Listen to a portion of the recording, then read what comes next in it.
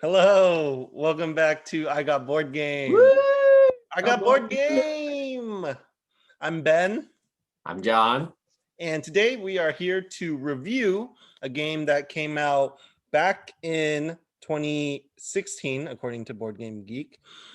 And it is a game that, well, John, what is the game? It is a game of the Kingdom of Valerian. Dun, dun, dun. Valerian from StarCraft. StarCraft 2. We're not talking about StarCraft. Legacy of the Void, even though I think it came around at that time. But that's not the game we're talking about. Not StarCraft. Valeria. Okay. Card Kingdom. Yes, we are reviewing Valeria Card Kingdoms today by Daily Magic Games. And it is a fantasy game set in its own world. This was the first game that launched their Valeria world, where then other games have been made in that world. But in this game, it is a dice rolling, tableau building, resource management game where you are all basically dukes competing to rise to the top, become the new king by being the best defender of this kingdom that's being attacked by basically evil fantasy forces, goblins, skeletons, and so on. And so the game plays 1 to 5 players, and the box says it plays in 30 to 45 minutes, which seems about right. Obviously, towards the higher player counts, like 4, 5, it'll push towards the 45 minutes, and I would say even maybe an hour long.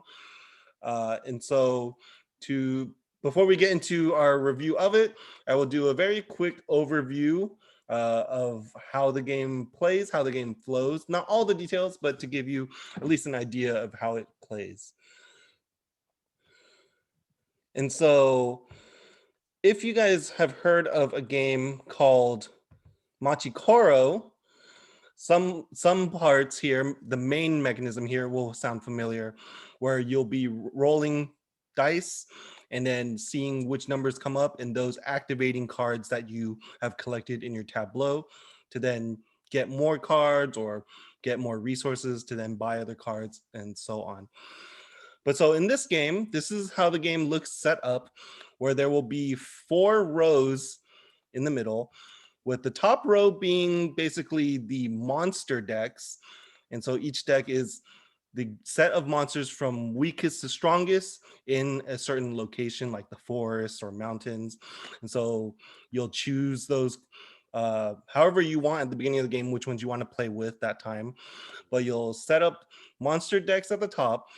In the middle, the 2 rows are the citizens that you'll be playing with for the game. And so those, again, you'll have choices for each number. Basically, you could see this first citizen here is a 1, and then a 2, and a 3, and then a 4. And so those correspond to the numbers on the dice that you need to roll in order to activate them. But when setting up, you'll get to choose between basically 2 options of citizens you could use as the 1 citizen for that gameplay session, and then 2 options to choose between to play with as the 2 citizen, all the way up to 11, 12 here. And so you'll choose those citizens during setup. And then lastly, you'll randomly set up these decks of domain cards at the bottom. And so when you're playing the game, when it's your turn as the active player, you'll roll both dice. And the numbers that come up on both dice and the sum of those 2 numbers are the numbers that will activate during your turn. But then the way that works is for every citizen that you have matching, again, the number on either dice or the sum of the dice will activate, and you will activate the bottom left power of those citizens that activate. Whereas for everyone else, since they're not the active player, they'll still have their citizens activate according to the numbers that were rolled, but they'll activate the bottom right power. So basically you have the active player power on each citizen and then the non-active player power. And so essentially what those will be, though, are collecting resources in some way, maybe even converting resources you have to another type. And so in this game, the 3 resources are gold, I think it's power or strength, and magic. So the yellow, the red, and blue pieces here. And then the purple are victory points, which certain cards could also help you get. And so these resources then, once the active player and everyone else has collected them after the dice roll, which is the roll phase, they collect them on the harvest phase. And then after that, the active player gets to take 2 actions on that turn. And so those actions can be going to slay monsters, which then you'll have to pay the cost on the left of the monster card on the top of the deck, right? Starting with the weakest one to slay that monster. And then you'll take the monster card, you'll collect whatever reward is on the bottom, and then collecting the card, it'll tell you how many victory points is worth at the end of the game. And so you could slay a monster, you can hire more citizens, which then also have a gold cost on the left, the bottom left of each citizen card. But then for each citizen you're hiring, they cost 1 more gold for every exact same citizen type that you already have. So if you already have a knight, this knight will cost 1 more than what's printed there to buy another knight. And then the third kind of action you can do is you can expand your domain by paying the cost on one of these domain cards that's face up. But you also need to satisfy the citizen types that it needs, because every citizen, aside from your starting ones, as you can see down here with each player, you start with a peasant and a starting knight. All the ones you get later have a certain type. And so you need to have the correct types of citizens in order to also buy the domain card that's shown. And domain cards then will either give you a one-time reward, which is at the bottom, or they'll stay with you and give you an ongoing effect, or even an ability that you can activate at some time during your turn as an active player. Mm-hmm. And then domains are also worth victory points at the end of the game, which are written on the right side. And so players are going to take turns like this until one of the following end game triggers happen, which is either all the monsters have been slain, or all the domain cards have been bought, or from the citizen piles here, the citizen decks, 2 times the number of players of those decks are exhausted or are emptied. So basically, if you're playing with 2 players, that means 4 of these citizen decks have been bought out. That would also trigger the end game. So one of those ways, those 3 ways will trigger the end game, and everyone in the game gets an equal number of turns. So whoever was the first player at the start of the game will have that marker indicating that. So then everyone else will finish out that round so that everyone has the same number of turns. And then also during setup, you are dealt this Duke card at the very beginning, which then has a secret scoring objective, which could be a certain number of points based on certain types of citizens you have at the end of the game, or certain types of monsters you slayed by the end of the game. And so that's your secret scoring card. That's why it's face down here for each player. But then at the end of the game, you will score your points based on your Duke card, and then also based on any victory points that you already collected. And then the Duke cards will even probably have a way of scoring points for the resources you have left at the end of the game. And then you also score the points on the monster cards themselves that you had and the domain cards you collected during the game. So you add all that together, whoever has the most points is the winner. It's expanded the domain of their kingdom. Yes, and you became the new king of Valeria. Yay. And so that's the general idea of how the game works. There are a few small rules that are actually pretty important to it that I didn't get into, but it'll come up during the review portion, which I'm pretty sure, because they're pretty interesting mechanics. So we will start with John on the pros. So Valeria, it's a fun game. I remember when we first played it back in 2016, way back in the day, many years ago. We had a lot of fun playing through this game. I'd say the first thing, if you've watched some of our previous videos, you may know my perspective on dice games in general, with the way that I feel about dice as a mechanic in games. I actually think this game really fixes the issues that I have with dice games a lot, in the sense of it retains the randomness of being, like, the whole point of using dice is to have some random elements of, like, every turn is going to be different based on how you roll the dice. But the fact that there's effectively three different ways in which you can gather or get something out of the dice roll, and that it's based on kind of both of the faces of the die and the combined, sum of the dice. But in addition, the fact that you're collecting resources outside of your turn that maybe would be more beneficial if it was during your turn, but at the very least, you're getting stuff when it's other people's turns still.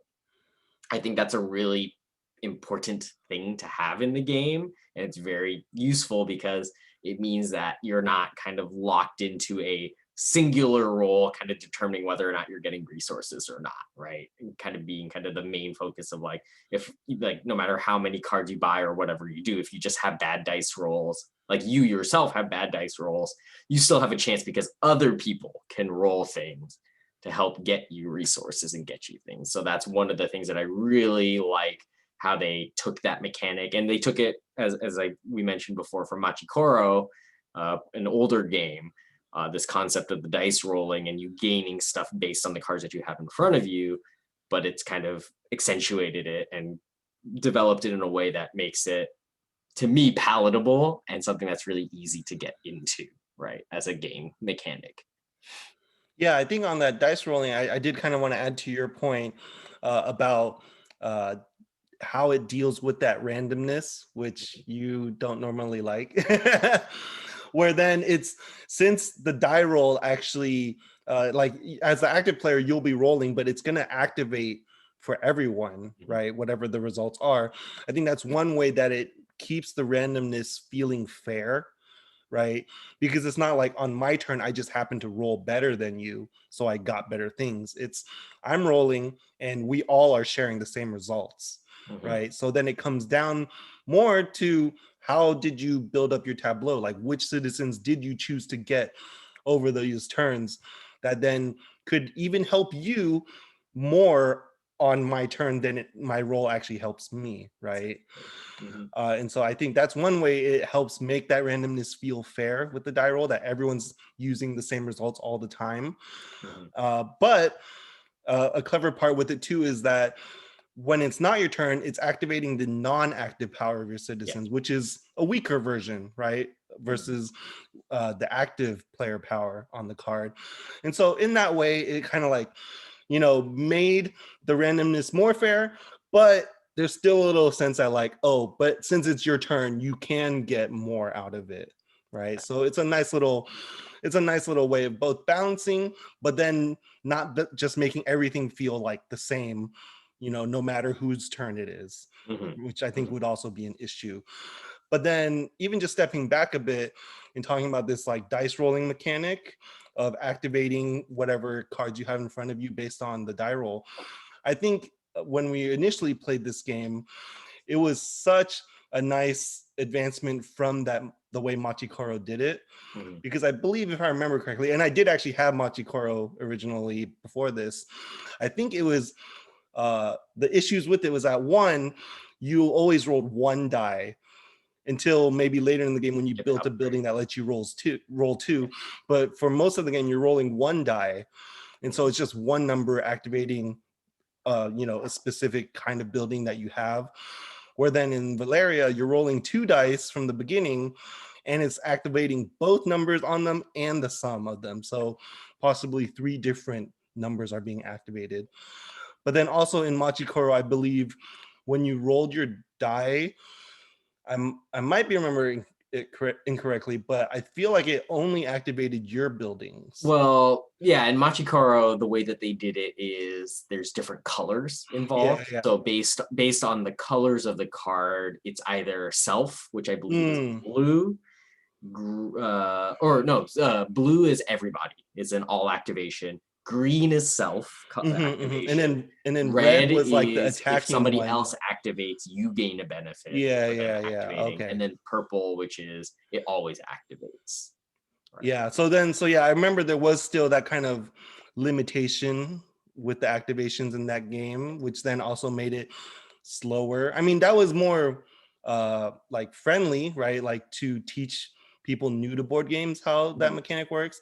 But yeah, very quickly for people like us, that would feel very limiting, and like you're not doing much on your turn necessarily, Mhm. right? Where in this one, bumping it up to 2 dice from the beginning, activating even 3 numbers on a turn for everyone all the time, that gives it a momentum, right? That it keeps moving. Yeah, and just the feeling of like three things happening, right? Where it's two different dice and then a third combination, right? Like you just feel like more is going on and in a positive way, right? Like it's almost never bad for things to activate during the dice roll. It's always of the benefit if you can do something or if you're getting something in that. So it is a nice sense of, as we were saying, it's rather than the feeling of kind of stagnation sometimes in dice games where it's kind of like you're waiting for somebody, you're waiting for the other three players to roll their dice until it's your turn to roll your dice.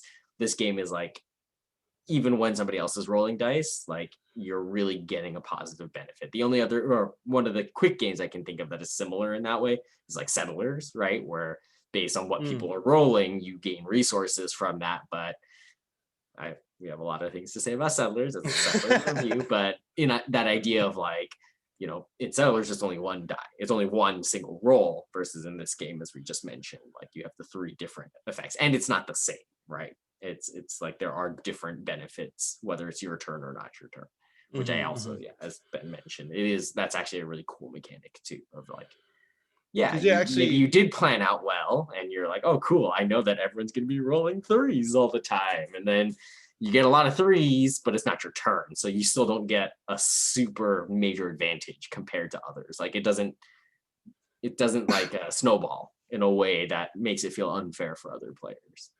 yeah, I mean, in just mentioning how Settlers does it too, right?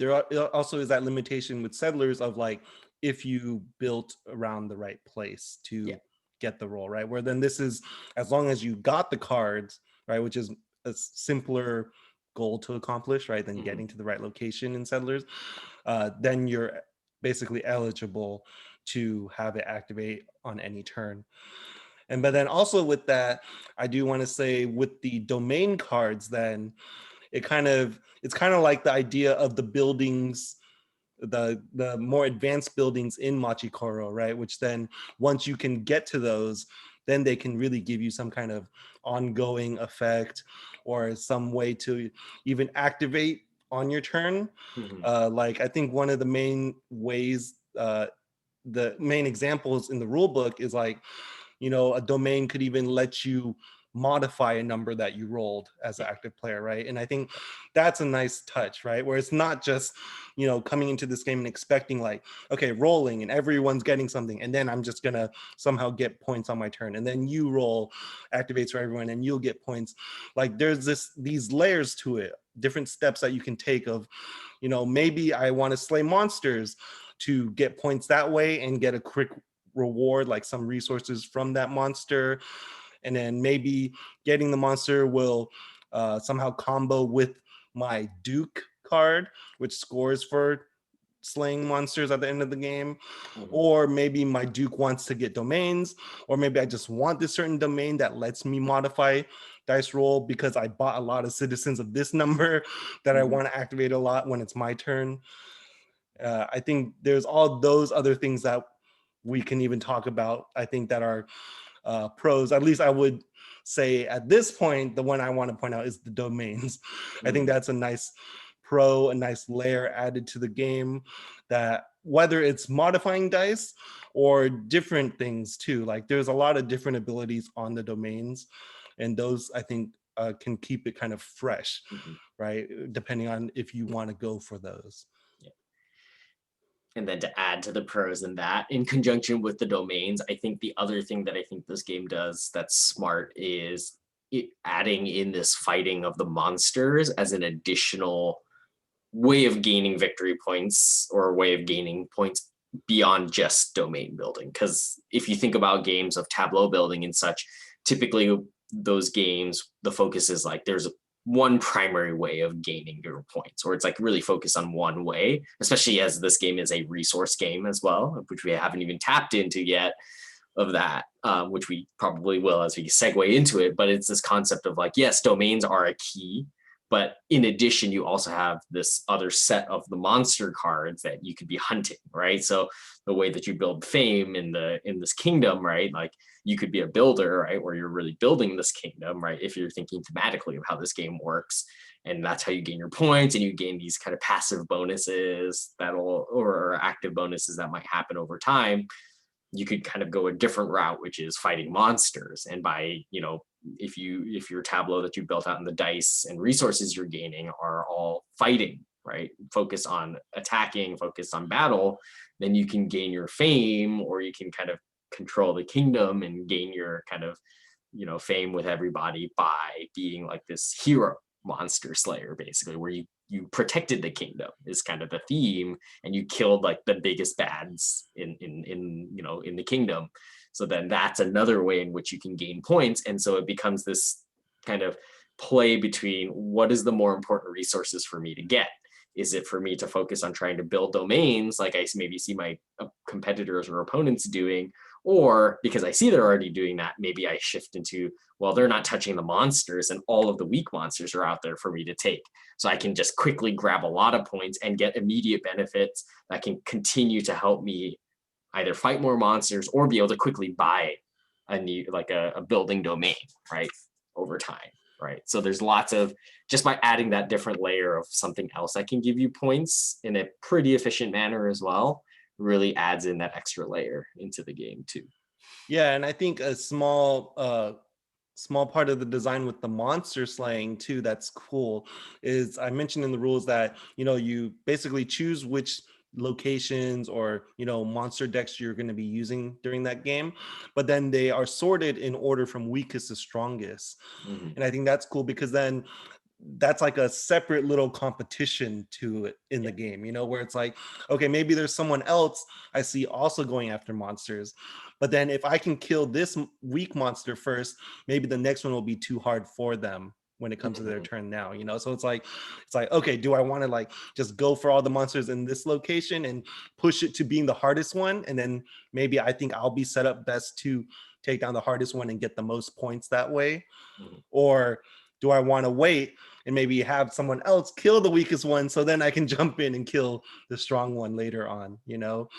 I think that's a cool kind of escalation, which then doesn't exist for the domains, right? The domains just have the citizen requirements and the costs that they have, but then the monster decks specifically go in order from weakest to strongest, which I think was a nice touch. But then with that, you also mentioned the resources. Yes, I did.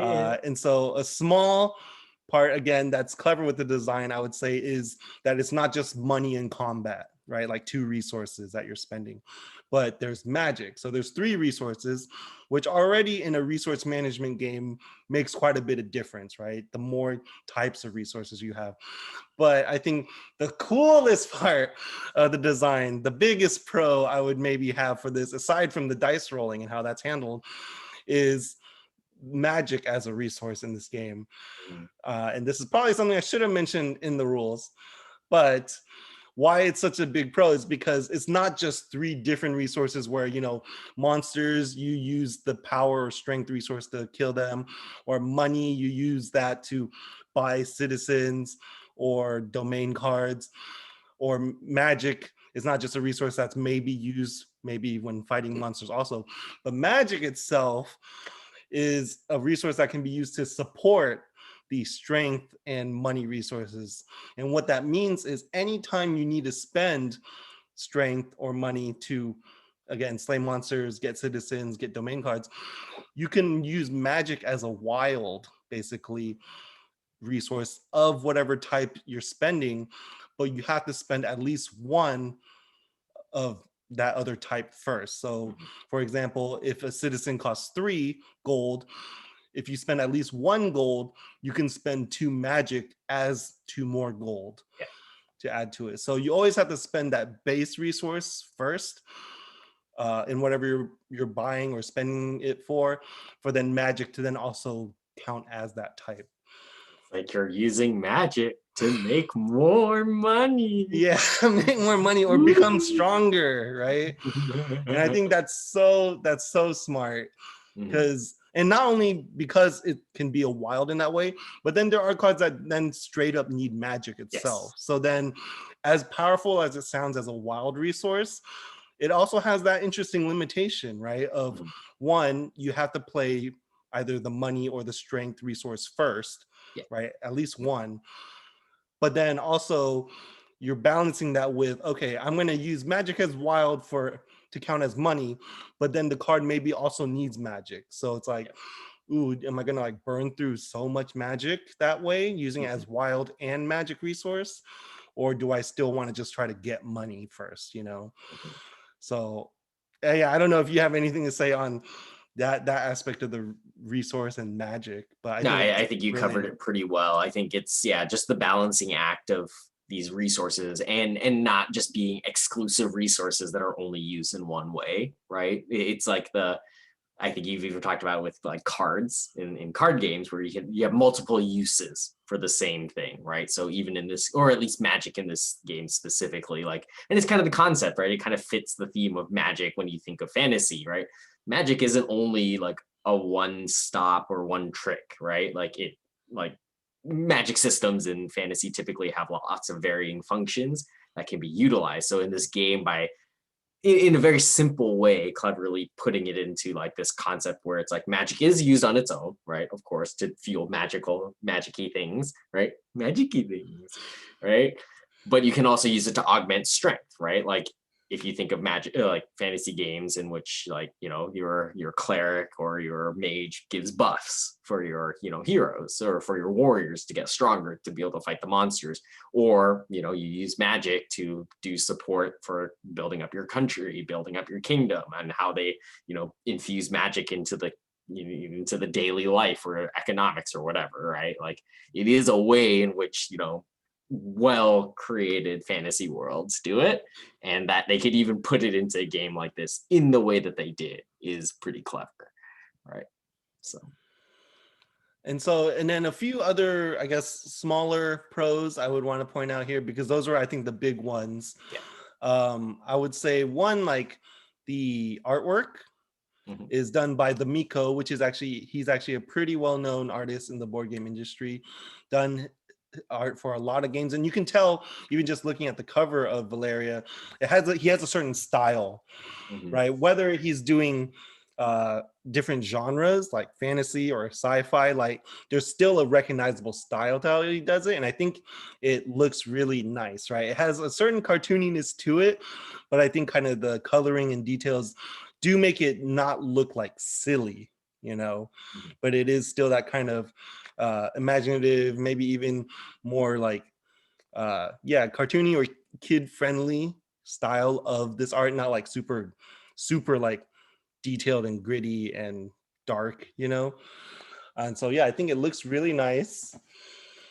And then this is the base game that I'm showing you, which is actually an empty box now because I put all of the games and the expansions I've gotten over the years through Kickstarter into their collector box, which has, again, the Miko's art on it and all on the sides, and then even nice art on the back. So really crazy. I think he also did the art for other some of the bigger games like Architects of the West Kingdom. Right there at the corner. Oh yeah. Bottom corner. The series over here, the West Kingdom series by Garfield Games. He's done the art for that, and I actually do have a few other games with his art, but yeah, very characteristic but really nice looking for these kinds of games.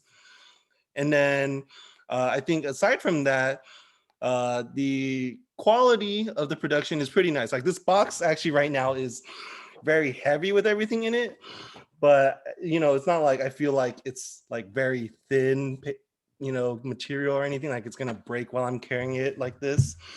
And then it's also well organized. You can Mhm. see with wells for the cards and dividers to help you sort it. And this is Dividers, actually OP. how the base game uh, insert looks in the original base game box too. This is just a bigger version for the expansion and such, but you can expect the same kind of nice organization versus just like a big A space box. for all your cards to float around in. Mhm, mhm. So that's a nice part of the production too. Dividers can really make or break your box Yeah, organization so much. yeah, that organization is important, especially when you have so many cards. You don't want it to just be like a box that's split in half in two big open spots. It's like, how do I keep my cards from all like mixing and sliding around and everything like that. So it's important. Yes. But okay, I think that's all the pros we can think of, and so now onto the The cons. cons. I'll be honest, I don't have too many cons that I would say. The first one that comes to mind, I think, for me though, is it's even though we talked about all the ways that it's helped fix the mitigation of randomness to the elements of dice rolling and all of that, sometimes it can still affect you in this game. It can. It's not nearly as common, but I will bring it up because I feel like I have to bring it up for any game that uses dice in general. There is always a chance for things just not working in your favor, and it just sucks because you can't do anything. There's literally nothing you can. Oh wait, actually there is something you can do, but it sucks. We forgot to Oh, mention there is one action that you can take. I think we mentioned the three main actions, but there is a fourth action you can take, which is each action you can take a free resource, right? Of any of the types of resources. So I guess that's your mitigating way of trying to make sure you can always do a little bit of something, but taking a one resource for your action, which would be getting you resource or victory points or getting you new citizens, that just sucks. So I will say there that I had my token con to all dice games in general. And again, I think it's definitely mitigated in this game a lot, but there are circumstances where if it just doesn't happen to roll the tableau numbers that you've been trying to set together, it can be pretty aggravating for that to happen, right? But I also would say so. I would say one of the main cons that comes to mind for me is actually with a specific part of the game, which is the Duke card that you're dealt at the beginning of the game. You're actually dealt two, and you can look at them and choose which one you want to have that game. Because again, the Dukes have different ways of scoring points at the end of the game based on either monster slayed is worth each monster slayed is worth this many points, or monsters from this specific location are worth this many points, or you multiply each citizen of a certain type that you collected throughout the game by a certain number of points. Uh, this one comes to mind first for me because it's one of those things that you have from the beginning, and it's kind of like your secret objective throughout the game. And then at the end of the game is when you get to reveal and see how you were trying to score extra points. But I guess it's an issue for me in that the Dukes, though there's a lot of them, like you get a whole deck of them and you get more, I think, with the expansions, they all seem basically similar to each other, right? They follow those rules that I just said, right? It's going to be either scoring monsters for 2 or 3 points each this way, or every this kind of citizen for 2 or 3 points this way. And then every extra resource you have at the end is maybe every 3 or 4 of them is worth another point, right? They're all just combinations of that, and in that way I felt like they all felt the same. Mhm. Like I do like, and I guess I should have mentioned this as a pro, that I do like it gives you a direction while you're actually playing the game, and it's hidden, so people might not know that you're actually going for it, which is a nice little touch. But overall, by the end, it doesn't feel like this grand moment that you're revealing, like, yeah, this is like all the crazy ways I'm scoring points. It's just I'm scoring monsters and you're scoring domains. Like, okay, it just didn't feel that special between each of the Dukes. So yeah, that's kind of one of the cons that comes to mind immediately. Just that ending feeling is not, with the Duke card, doesn't feel as grand as it could be, I feel. and yeah, another con that I have, and this is as a reminder, like this is just for the base game version of Valeria. So as a base game on its own, I will say there is a feeling of repetition if you play this game a few times, right? And it's mainly because there's only two different versions of the number cards of each of the number cards, so there's only so many possible combinations, and even the and so this is kind of similar to the Dukes, the variance between the two, while the powers activate differently, they're generally still follow the same theme of like gaining money or gaining magic or gaining might or like the fighting resource. And it doesn't really change. Like maybe it changes the amount that you get or how you get it, but it remains the same resource. And other than how you get it exactly, it kind of follows the same suit that like as long as you're buying this number, you're getting this resource, right? So in terms of like if you're looking for games that, because this is a game you'll want to play multiple times and all of that, if you're looking for a lot of variety in strategies or varieties in how to play the game, or at least with kind of like the different opportunities or options every time you play the game, the base game doesn't have a lot of different kind of things to get out of it over multiple playthrough sessions. After you played it maybe 3 or 4 times, you've probably seen most of the combinations that can come out of the game, right?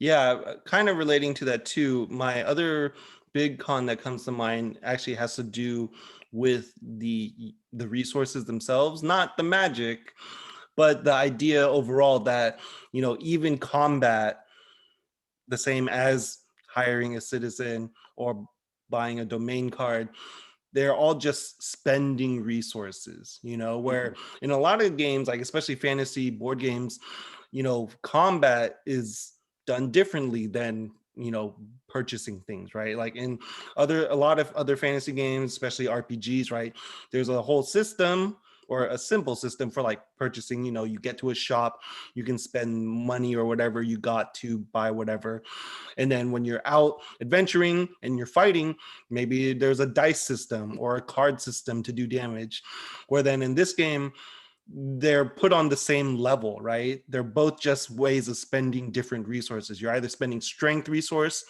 and that counts as fighting, or you're spending gold, which for purchasing. And so I think that sticks out to me a lot, because it seems like a part of it that's not very thematic, right? Where fighting doesn't feel like fighting. Fighting feels like spending money, which is also buying the something I couldn't do. monsters to go and attack. Yeah, so it's that's just because there's only that resource system, right?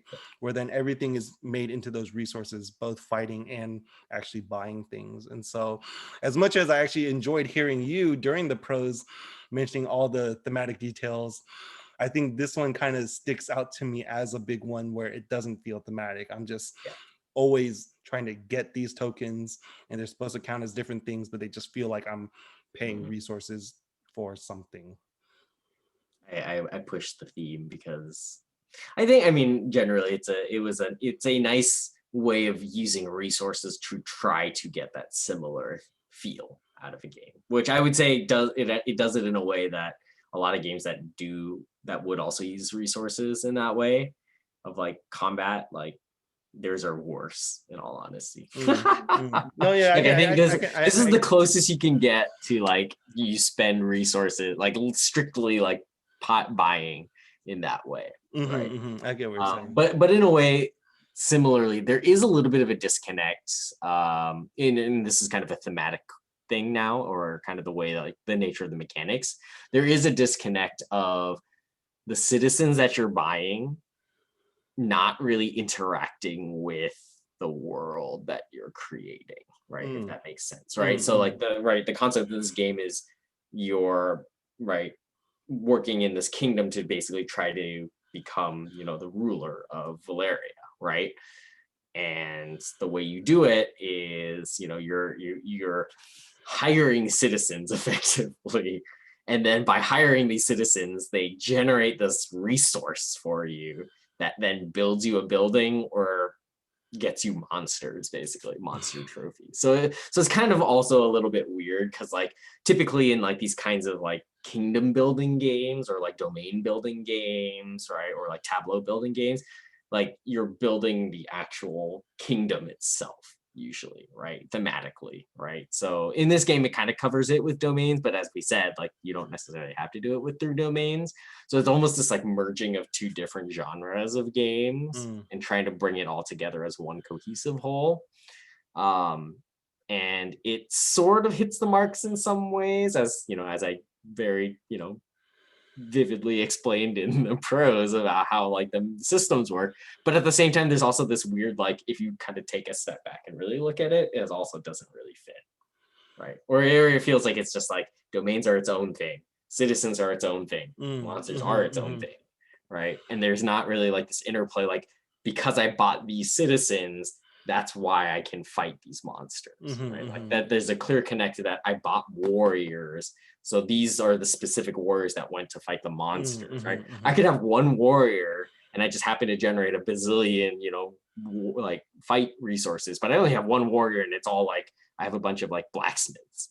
So it's like thematically, it's like, wait, really? I mean, okay, you had the resources, so I guess you did it, but right, it does, it can also kind of break apart a little bit when you look at the kind of specifics about what exactly you're doing in the game. Mm. Yeah, So I get what you're saying with that. Yeah. yeah. And then I would say a smaller con now for me is uh, that the game plays 1 to 5 players. But then before this, I was kind of going through the rules really briefly on my own to remind myself.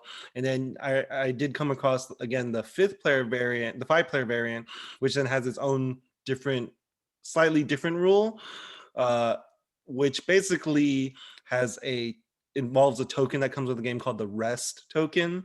And so basically, going in clockwise order, like the 5th player every round is resting. And so they don't get to receive or activate their citizens during the dice roll. So they don't get resources on that turn. And, so that rotates too, right? So it's basically, you know, one player will be the resting player every turn.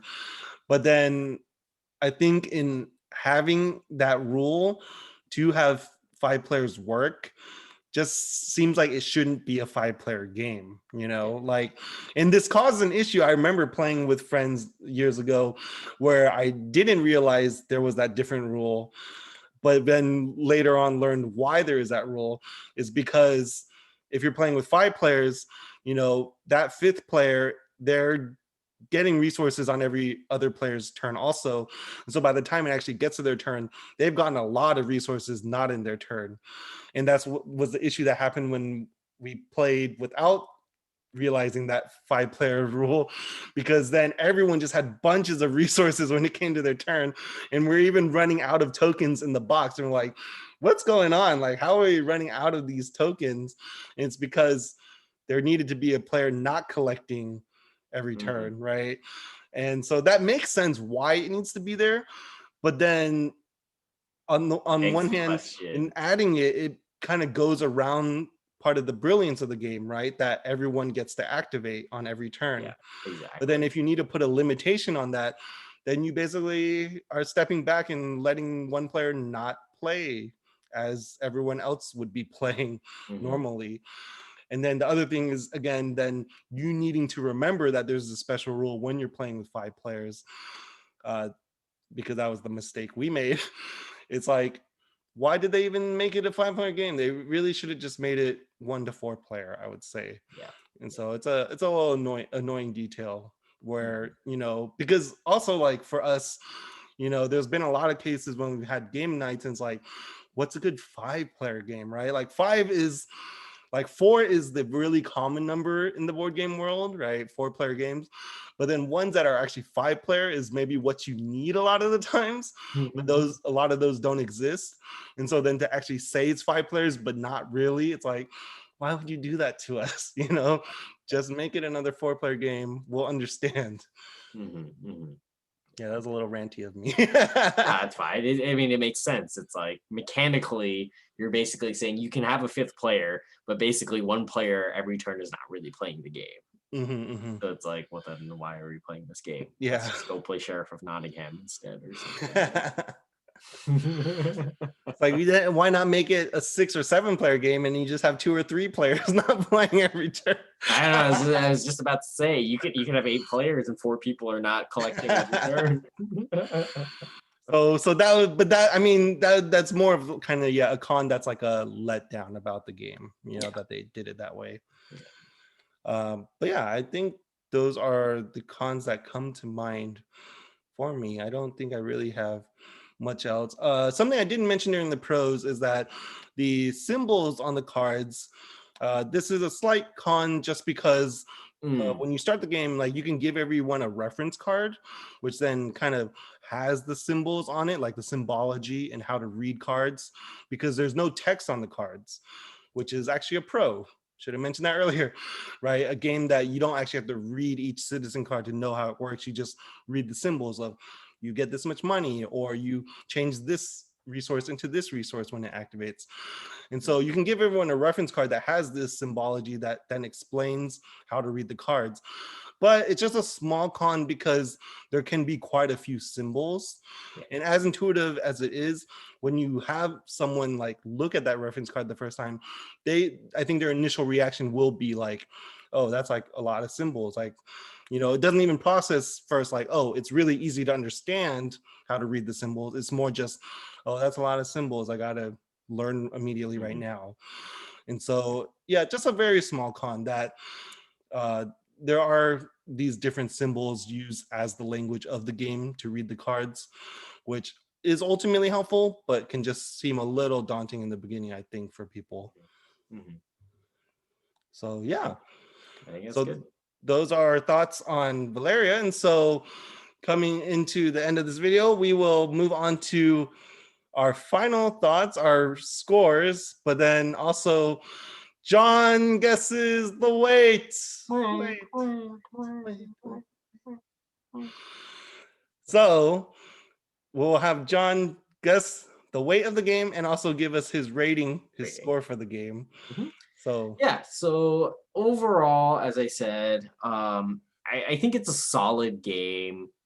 There's definitely a lot of pros to it. As a kind of a starter game, I actually think this would be a great game if you're new to board gaming or wanting to get into it. Like this is it's not a terribly complex game, and it does introduce a lot of mechanics that are more gamery than like maybe a very basic board game or kind of an entry level board game.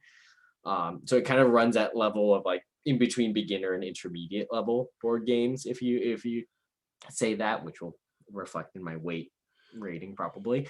But I will say again, base game of Valeria. We aren't talking about expansions. One, because we haven't played them, and two, because we're not talking about the expansions. Is I do think there are some limitations in strategy and the feeling of being able to and wanting to keep playing this game over and over, like multiple times in a game night and game sessions over time.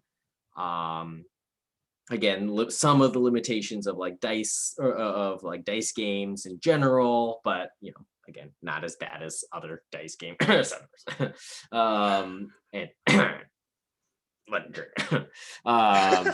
but I think it is a good game, but I also think again with those kind of limitations in mind and so some of the like good theme but then kind of weird theme feelings about it to kind of this mixed bag across, my rating would probably be a 7 out of 10. Again, I think it's very solid across the board. I think if they had shored up a lot of these pieces or made things a little bit more thematic or maybe introduce a different version of combat, as we kind of talked about a little bit, to kind of spice it up a little bit more, but not making it too overly complicated. But again, board game design, how easy is that to do? Who knows? But I would say a 7 out of 10 would be my rating for this game. And then in terms of my weight rating, I would probably say 2.14. Ooh, okay. So a rating of 7 and a weight of 2.14. So before showing the weight and see if John wins a copy of Valeria. Instead, but no, Wait, what? I already committed to 2.14. I was like, should I do 2.32 instead? So 2.14. Yes. Okay. 2.14. Okay. But before I reveal the weight and see if John wins a copy, I will explain my rating actually. So I actually find this game, I think, similar to when I first played it. It is a puzzle that I do enjoy because I obviously do like dice rolling more than John. But again, also I like how it's dice rolling done in this way that kind of keeps the game going, right? That there's this ongoing momentum to the game, whether it's your turn or not. And especially with that, there's the idea that, like, depending on what's rolled on anyone's turn, it could change how you're planning when it comes to your turn. And I think that's the interesting part of the momentum, right? It's not just the literal action of, oh, okay, you rolled and I activate and I get to collect resources. And that's like exciting, right? But it's more that you're getting the resources outside of your turn, and that can change then what you want to do by the time it gets to your turn. And so I do find that puzzle, that ongoing kind of recalculating, adjusting, to be an interesting part of the game that keeps you engaged. And then I think a big part of it is the art in the game, the Miko's art, where if you saw from the image I showed during the brief rules overview, it's all full art cards. It's not like some nice fantasy art, but then enclosed in some border on the card, right? It fills up the whole card. And I think that just really gives it a certain look, a certain, in a sense, pop or appeal to just looking at everything laid out on the table, especially when you're building your own tableau too. And so for me, I gave this game an 8. I think it is solid, and it is one that I still want to play. I mean, like I mentioned, I've been getting the expansions on Kickstarter, but it's just not a game I've gotten back to over these years. But it is one that I do want to get back to, even if it is the base game of like, oh, getting to roll dice again and then see how I'm changing my plans while I'm playing. And I do agree with what you were saying, John, about it, being a good step between kind of like very intro game to intermediate, right? It's not like Machi Koro where there is that kind of downtime that you can feel, or just kind of very slow steps, right? It's like you're immediately starting to figure things out when you're starting to play, starting to plan from the beginning, and then changing that plan along the way. And so, yeah, I gave it an 8. And actually, at this point, too, I do want to mention that my game originally, the game that started all this, I received as a present all those years ago from our good friend, brother Andrew Thomas Kang, or Brandy. We call him Brandy. I don't know if you'd appreciate other people calling him Brandy, but we are calling him Brandy here. So if you're watching, Brandy, this is a shout out to you. Thank you for getting me this game all those years ago. And so going on to the reveal of the actual weight, let me share the BGG page. I get it. 2.14. John was wrong. Oh, 2. A little too. You thought a little too heavy for the game. Oh, man. I didn't realize how rigged this game is. I have to guess a number between 1 to 400 exactly on, and it changes every time. And there's no rhyme or reason to the change. Two seems right. 2 seems right. I think when you said 2.14, or even wanted to do what, 2.3 or something, I was like, that's pushing too much to medium weight. 2.32 is definitely too high. 2.14 is not that far. Yeah, maybe not. I mean, maybe with the expansions, people may think it a little higher, with the variety and stuff. But nope, just a 2 for the base game. Just a flat 2. And so, yeah, my rating all the way back then being an 8. Actually, before we even started this video, I was talking to you about, checking if my score from all the way back then was correct. I was thinking, should it be an 8.5? Dang. But then comparing, looking back at our other review scores, I was like, No, I think those other games like that I rated around an 8 are ones that I would want to play as much as Valeria. You know, I wouldn't say I would want to play Valeria more than the other things I've rated an 8 so far. So 8 seemed about right still. Nice. Nice. And then of course communities average rating 7.4. See, mine brought it down so that we hit the community average. Yeah, the right? average. Between our two, Average between us. we've now hit community average. Bam.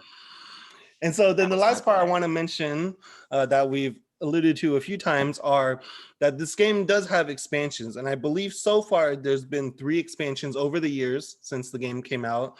And so I do have like the rule books for them here that I keep in that collector box with everything. And so I think the first one was Flame and Frost. Mhm. Which, and I think all of these either they could include like maybe one more new mechanic, like a new symbol that can show up on cards, or like obviously new citizens, maybe new monster locations, domains. But then also this one I remember because it came with 2 dice. Basically, I mean, the dice function the same, but they just look nicer. They had like one red marble dice and one blue marble dice for the fire and ice theme. So that was nice to get. And then after that, there was Shadow Veil, the expansion. Nice. And then the most recent one is Crimson Seas, which I believe is more kind of like a nautical or pirate theme one. Yarr. And then I believe actually they might even have a Kickstarter for another expansion later this year. I don't exactly remember if that's the case or when that would happen. And then there's also been a few spin-off games in the same world that I mentioned, like Quests of Valeria, Villages of Valeria. And so those are other ones in the same world that play slightly different, focus around another kind of main mechanic than the dice rolling and activating your cards. Mhm. But so if you found those interesting, or if you found this game interesting, you know that there are more expansions to it and more content that can be added to it. But with that, that is our review of Valeria Card Kingdoms, a 7 from John, an 8 from me. And so if you found this video interesting, helpful, I hope you'll share it with friends, family, people you play board games with. Hope you'll consider subscribing to this YouTube channel and following us on Instagram at I Got Board Game. And until next time, we'll see you then. Bye. Bye.